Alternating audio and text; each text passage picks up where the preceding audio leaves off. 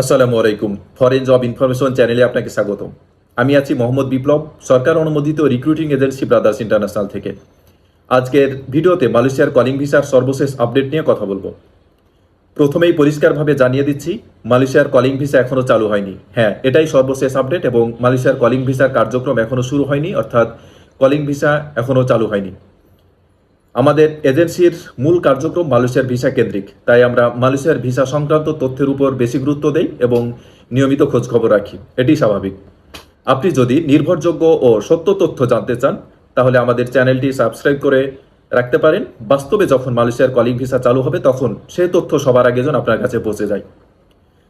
সম্প্রতি আমাদের মাননীয় প্রবাসী কল্যাণ মন্ত্রী মালয়েশিয়ার শ্রমবাজার উন্মুক্ত হয়েছে বলে যেই ঘোষণা দিয়েছেন, এই ঘোষণা দেওয়ার পরে আমি জানিয়েছিলাম যে এই ধরনের কোনো কার্যক্রম এখনও শুরু হয় নাই, অর্থাৎ মালয়েশিয়ার কলিং ভিসা এখনও চালু হয় নাই, কোনো কার্যক্রম শুরু হয়নি।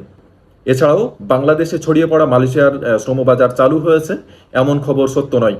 মালয়েশিয়ার মানব সম্পদ মন্ত্রণালয় বা দেশটির গণমাধ্যম থেকেও এ ধরনের কোনো নির্দেশনা বা এই ধরনের কোনো সিদ্ধান্ত জানানো হয়নি। কুয়ালালামপুরে অবস্থিত বাংলাদেশ দূতাবাসও জানিয়েছে শ্রমবাজার খোলার বিষয়ে তারা মালয়েশিয়া সরকারের কাছ থেকে কোনো ধরনের চিঠি বা কোনো নির্দেশনা এখনও পায়নি। তবে আশা করা হচ্ছে খুব শীঘ্রই নতুন শ্রমিক নেওয়ার কার্যক্রম শুরু হবে, অর্থাৎ মালয়েশিয়ার কলিং ভিসা কার্যক্রম খুব শীঘ্রই চালু হয়ে যাবে। এদিকে বাংলাদেশ সরকারের প্রবাসী কল্যাণ ও বৈদেশিক কর্মসংস্থান মন্ত্রণালয় একটি জরুরি নোটিশ জারি করেছেন।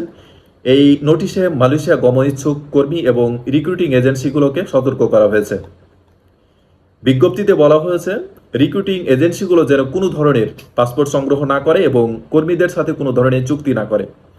একই সঙ্গে মালয়েশিয়া যেতে আগ্রহী কর্মীদেরও এই মুহূর্তে কোনো মধ্যস্বত্বভোগী বা কারো প্ররোচনায় আর্থিক লেনদেন না করা, পাসপোর্ট জমা না দেওয়া এবং মেডিকেল টেস্ট না করার জন্য আহ্বান জানানো হয়েছে। আজকের ভিডিওটি এই পর্যন্তই। ভিডিওটি যদি আপনার কাছে তথ্যবহুল মনে হয়ে থাকে তাহলে একটি লাইক দিন, শেয়ার করুন এবং নির্ভরযোগ্য বিদেশ গমন সংক্রান্ত সর্বশেষ আপডেট পেতে ফরেন জব ইনফরমেশন চ্যানেলটি সাবস্ক্রাইব করে সাথে থাকুন। ভিডিওটি কেমন লাগলো কমেন্টে লিখে জানান। আর ভিডিওটি ভালো লাগলে লাইক, শেয়ার এবং চ্যানেলটি সাবস্ক্রাইব করতে ভুলবেন না। ধন্যবাদ। আসসালামু আলাইকুম।